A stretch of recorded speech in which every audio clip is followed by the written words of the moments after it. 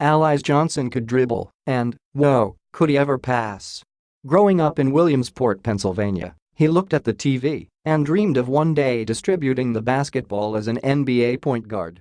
It may have taken a bit for Johnson to catch on to this, but those around him could see his future in basketball, if there was to be one, probably wasn't going to be as a guard. Johnson, who had started his career at St. John Neumann High School as a 5'9" freshman guard, finished it as a 6'9" senior forward and the state's Mr. Basketball for a 31 team that reached the tournament semifinals. His growth spurt was so pronounced that one day, his mother, Chanelle, came into the house and didn't recognize him.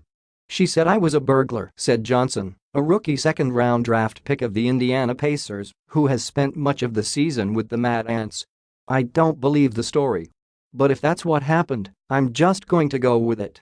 Johnson came in Saturday, Sunday, Manila time, averaging 19 points, 13.5 rebounds, 3.4 assists and 1.1 steals for the Mad Ants, then almost put himself into the franchise record books at the G League Winter Showcase at Las Vegas. In a 197 victory over the South Bay Lakers, Johnson made 6 of 15 shots for 16 points, including 4 of 7 from three-point range, and his 22 rebounds were too short of Rob Kurz's franchise record. Edmund Sumner led the Mad Ants with 23 points Saturday. Johnson, who has 10 double-doubles in 12 G League games, takes pride in his ability to bring energy to both ends of the court and to play with a high motor that gets his teammates going and allows him to reel in those rebounds. But he still has a guard's mentality. That was the dream, to be a point guard in the NBA, but then I grew to 6'9", and now I'm a power forward," said Johnson, 22, who has appeared in 4 games for the Pacers, making 1 of 3 shots for 2 points with 4 rebounds over 12 minutes. In the Mad Ants' 126-110 victory over Rio Grande Valley at Memorial Coliseum on Monday, Johnson had a brilliant no-look behind-the-back pass from the paint to Stephen Hicks for a three-pointer in the corner. "That's one of my guard skills," Johnson said. "Go look at some of my videos from back in the day. I've done that before." After high school, Johnson played at Frank Phillips Junior College in Borger, Texas, before going to Missouri State, where he averaged 15 points, 11.6 rebounds and 2.9 assists last season, parlaying his terrific senior season into an NBA draft pick. Cognizant that his road to the professional basketball has been unconventional, he feels like he's playing for a lot of small-town people and family members.